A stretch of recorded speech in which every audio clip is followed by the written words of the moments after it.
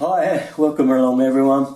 Now I've had an email from a lady who's had a bathroom extension done, and it's an ensuite part of a bungalow, and she's had the bathroom finished. It's all tickety-boo except for one thing.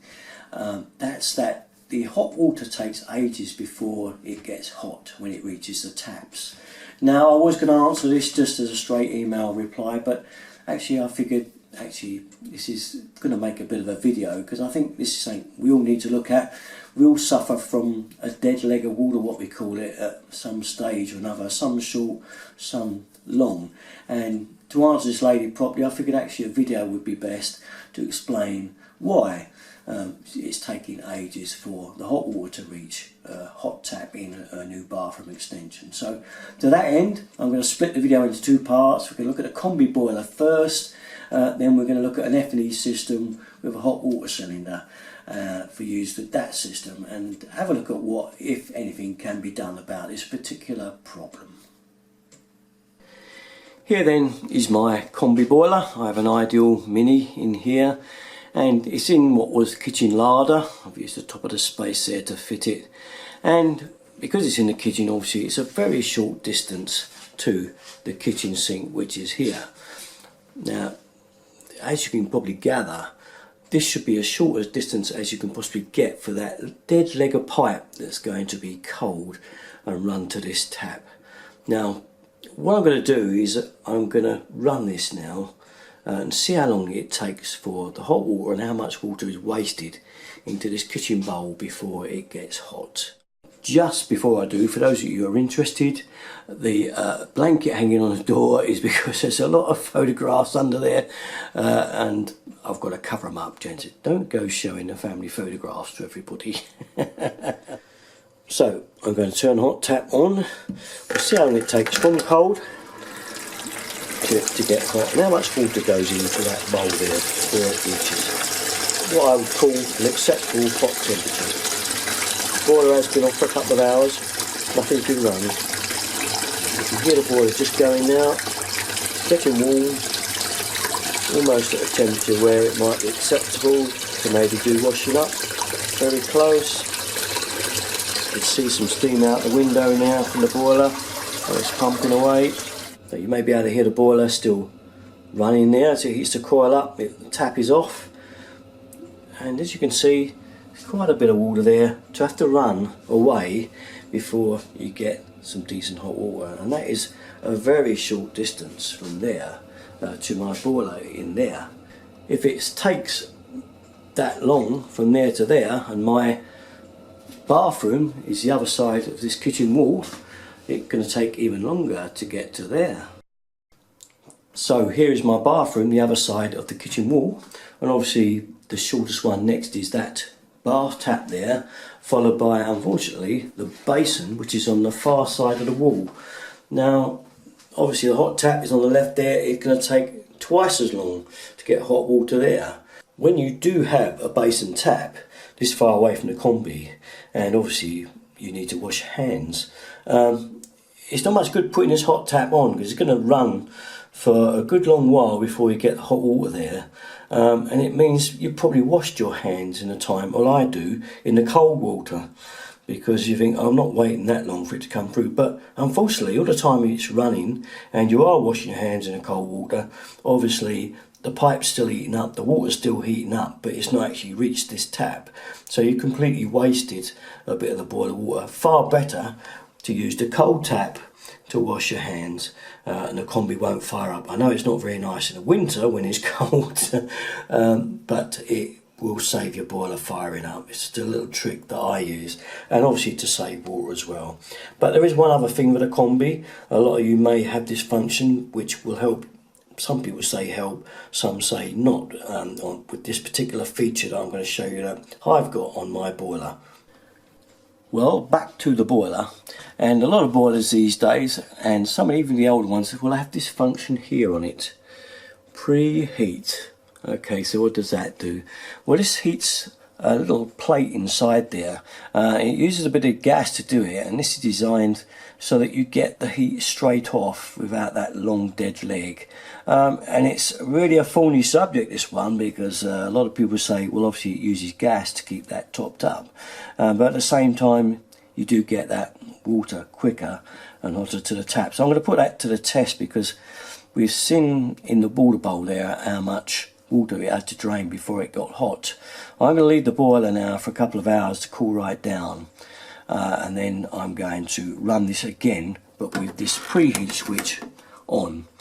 Okay, so I'll give the boiler a couple of hours, let everything cool down, and we'll run the test again to see how quick it takes for that water, that hot water, to reach that hot tap in the kitchen again to a desirable temperature. See whether this is worth using your water bill against gas. If you run more water off and waste that and pay it for your water bill, or you pay a little bit more for the gas, is the convenience worth it? Well, that's really down to you. But I'm going to do this simple test and see, as I say, how it works regarding the water and how quick it actually gets to that tap and the amount in the bowl. So back to test 2 now. I've got the preheat on. It's been a couple of hours and it's cooled right down, so we can see how much water it uses and how hot it is and how long it takes to get here. I'll put a yellow mark at the back of the bowl there. That's how much water was in it before. So we're going to turn on now and see if it helps at all with the preheat. So let's go.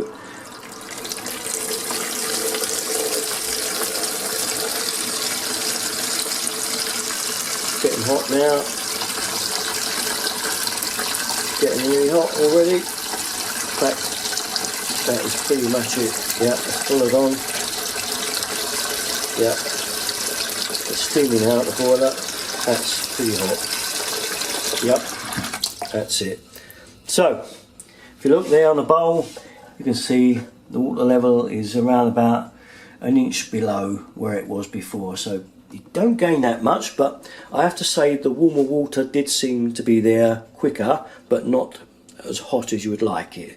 So it's like the plated water came round first, so if you just wanted to wash your hands, that would have been ideal, because it was kind of warm fairly quickly, but the real hot water didn't get going till after. But obviously the warmer water going in the bowl meant that when the hotter got there it wouldn't need so much, but it was still all in all a lot quicker, and obviously you can see not quite as much water wasted.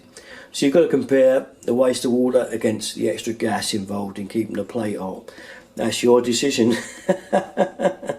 So the problem with the Combi, as I'm going to discuss with the hot water cylinder and the F&E tanks, is that basically the Combi's got to be positioned close to the bathroom and the kitchen.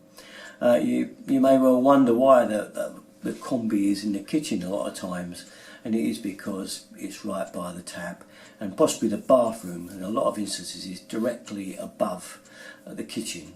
And again, that is because it's well engineered to be that way, in the fact that the water can be as short as possible on those pipe runs up to the bathroom taps and to the kitchen sink. So all these things are well planned out, but things go into disruption, of course, and go wrong when you add an extension to your house and you add things like an ensuite. I've seen this in bungalows. An extension's gone on the end, an ensuite's been added, the pipework's just been extended along to the ensuite, and obviously it takes forever for the hot water to reach the bath or the basin tap. And it's just simple mathematics and logic. If you look at it, it's just too far away. So anyway, that's it with a Combi. Let's have a look at hot water cylinders and the systems we use with the old F&E and the tank and everything, and have a look at those. Back to my bathroom, and this is my old airing cupboard. Now this used to have a hot water tank in there. I changed it obviously a couple of years ago. If you look at some of my older videos, you'll see jobs I've done on a hot water tank in this cupboard. It now has a towel rail in there, and we just use it, as you can see, for airing clothes and stuff like that. But why was the tank there in the first place? Well, because obviously, like I said earlier, the bathroom is just here. That meant the leg of pipe from there to there was very, very short, and it also went under the floor to the basin, which is very short leg to get to there. And obviously because that wall there is the kitchen wall, even a shorter leg again just to the kitchen hot tap. So these houses were well designed when they were built, in the fact plumbing wise, that things like dead legs to taps where you get that length of water as to run was as short as possible. Okay, here's the only other hope for use with a F&E system, and this is the secondary circulation system, whereby you can see the pipe comes out the top of the tank, and instead of just running around to the taps as you can see normally, you have a return brought round, and this return runs back up with a little pump and back into the cylinder. Now obviously this does mean that the thing will be heated the whole time if you have an immersion or a boiler. That little circuit will have to be kept hot. But what it does mean is that obviously the dead leg is just that short piece of pipe between the flow and the return. Also a return obviously has got to be brought back to the cylinder. This is one example. I'll show you another one. Here's another example, same sort of thing. As you can see, hot out, round, circulated back to another little pump and back into the cylinder. This is the only hope for use with a cylinder or water tank that can give you some hope of instant water fairly quickly to your taps, but obviously it's not going to be cheap. It's going to be an expensive job. So I hope that helps explain a little bit why you have that long piece of dead water that's wasted because it's not hot and you want it hot. But it takes a little while to get to the tap. And basically, in the main, it's wherever the boiler, the hot water cylinder is sited, and it's got to be sited pretty well in the right position, okay, to get that little dead leg of water as short as possible. As you can see though, if you have a hot water cylinder, there is an answer. You can run that return back to the cylinder. Some cylinders do have the return pipe there for you to actually return it back into the tank. But obviously it's extra plumbing, it's a pump, and you know obviously the boiler will be running to keep that little loop hot. So anything you do costs you money. If you want a little bit more, it will cost you, but the cheapest way out of all of this is have that boiler sited exactly as close to your appliances as is physically possible. Okay, it's no hard working out really, is it? The fact that most boilers, combis anyway, are in a kitchen, and the bathroom is directly above the kitchen, and it means that leg of water as short as possible. People have often asked me back in the past, could I move their combi for them?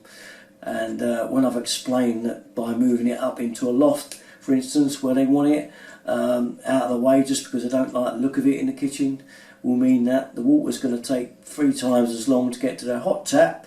Suddenly it's a big change of mind. Leave it where it is. So that's just a little example of, you know, plumbing, good and bad. When the boiler's sited right, or the hot water cylinder's sited in the right place, everything will be as good as it can possibly be.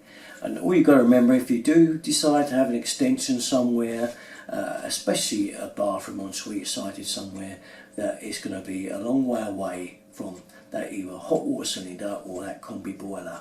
So do bear that in mind, and that's one of the reasons I found out off this particular lady why she was having problems with the water taking so long. She was referring to an ensuite bathroom that she'd had added a year or so ago, and obviously it was because it was a long way from the combi boiler that she had in her house. So I figured it was better to explain it like this via a video for all of you.